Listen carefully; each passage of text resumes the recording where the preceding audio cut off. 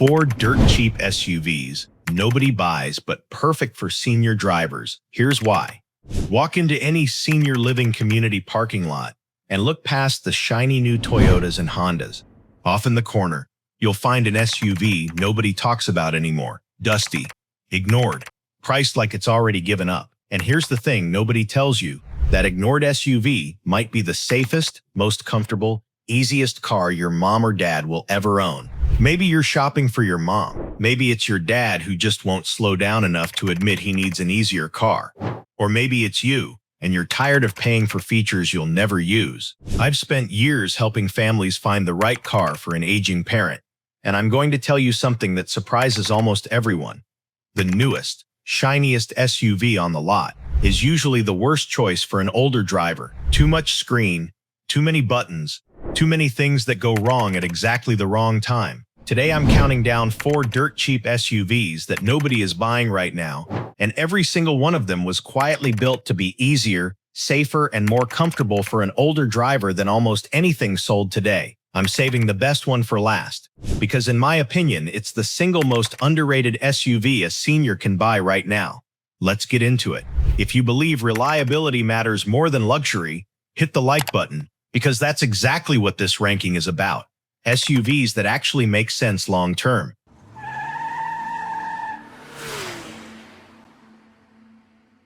Starting at number 4 is an SUV that most people don't even know still exists. Suzuki packed up and left the entire US car market back in 2012. So if you mention Suzuki to anyone under 40, they'll think you're talking about a motorcycle. But before Suzuki left, they built one of the simplest, toughest little SUVs on the road, the Grand Vitara. I had a client last year, a retired mailman, looking for something for his wife after she stopped feeling safe in her old sedan. He didn't want anything fancy. He wanted something that started every morning and didn't need a computer science degree to operate. We found him a 2008 Grand Vitara with the V6, sitting on the back row, marked down twice because nobody had test-driven it in 3 months. He paid a fraction of what a same-year RAV4 was going for 2 rows over. Here's why it works for an older driver. It's simple inside. Real buttons, real dials, nothing buried 5 menus deep. The seating position is higher than a car, so getting in and out doesn't require a gymnastics routine. And mechanically, it's about as basic as SUVs get. No turbo, no complicated hybrid system, just an engine and a transmission doing their job. Now I'll be honest with you, because that's what you deserve. The ride is firmer than the other 3 SUVs on this list. It's not a cushy luxury cruiser, but what you lose in plushness, you make up for in a vehicle that just keeps running. And here's the number that convinced me it belongs on this list. Independent data puts its average lifespan at well over 120,000 miles, which is exactly the kind of boring, predictable number you want when you're buying a car for someone you love. Before you buy one, check the timing belt records, because unlike the other cars on this list, this engine uses a belt, not a chain, and it needs to be replaced on schedule. Do that, and you've got years of stress-free driving left in it.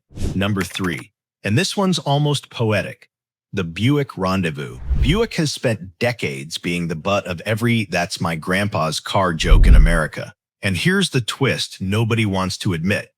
They earned that joke by building a car that was actually perfect for the people making fun of it. The Rendezvous was built from 2002 to 2007, and Buick pulled the plug to make room for the Enclave. That means it disappeared from most people's radar almost 20 years ago. I had a woman come into the shop looking for a car for her mother, who was 81 and had just given up driving her old pickup truck. We found a clean 2007 Rendezvous, the last and best year they made, for less than a used golf cart costs today. Here's why it's perfect for an older driver. The ride is soft, genuinely soft, like riding in a full-size sedan, not an SUV. Owners describe it as smoother and quieter than cars twice its price. The seats are wide, the visibility is excellent, and there's nothing about the dashboard that requires a manual to figure out. Now, I have to be straight with you. This isn't a perfect car. Earlier Rendezvous models had real issues, gasket leaks, electrical gremlins. So if you're shopping for one, do 2 things. Stick to the 2007 model year specifically, since it's the most sorted out version they built, and have a mechanic check the intake manifold and the steering before you hand over any money. Despite those known issues, the yearly repair bill on a Rendezvous actually averages out lower than most mid-size SUVs on the road, somewhere around $400 a year. That's a car payment's worth of peace of mind for the price of a couple of oil changes. Number 2 is a car most people walk right past because they don't realize what it actually is, the Mazda Tribute. And here's the secret. Underneath that Mazda badge is a Ford Escape. Same platform, same bones, same reliable guts, just wearing different clothes. And because of that badge, sitting on the lot for thousands less. I had a woman shopping for her dad, a retired truck driver who refused to drive anything with more buttons than his old rig. She found a 2006 Tribute with under 100,000 miles for less than half of what the Escape parked right next to it was asking. Same truck, same engine, same everything. Just a name most people don't recognize anymore. Mazda killed the Tribute off in 2011 to make room for their smaller crossovers, and the used market has never really caught up to how good these actually are. Owners describe the ride as smooth and comfortable, with real legroom front and back. It's got good outward visibility, which matters more than almost anything else when you're older and your neck doesn't turn like it used to. Mechanically, this is about as low drama as it gets. Stick with the 4-cylinder if you can find one, since the V6 has a known catalytic converter issue on high-mileage examples. Independent reliability data backs this up too, ranking the Tribute right near the top of its class, with yearly repair costs that come in lower than the average compact SUV. This isn't a car you're gambling on. It's one of the safer bets on this entire list. Whichever engine you choose, get a mechanic to look it over first, especially if you live somewhere that salts the roads in winter, since rust around the wheel wells is the one thing to watch for. And here it is, number 1, the Mercury Mariner. In my opinion, this is the single most underrated SUV an older driver can buy today, and almost nobody is even looking at them. Ford shut down the entire Mercury brand back in 2011, not just one model, the whole company. Which means every single Mariner out there is now an orphan, sitting quietly on used lots while buyers walk right past it toward a Ford Escape they'll pay $2,000 more for. Same engine, same transmission, nicer interior, honestly, with a quieter cabin and a smoother ride than the Escape ever had. I had a widow come in a few years back replacing a car her husband had always maintained for her. She was nervous about being taken advantage of.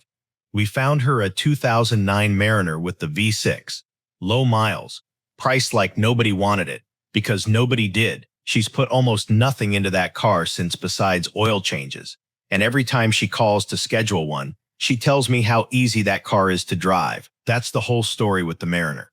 Easy to see out of, easy to get in and out of, a cabin that's quieter than it has any right to be at this price, and underneath the hood, it's the same dependable Ford 4-cylinder or V6 that's been running for decades without drama.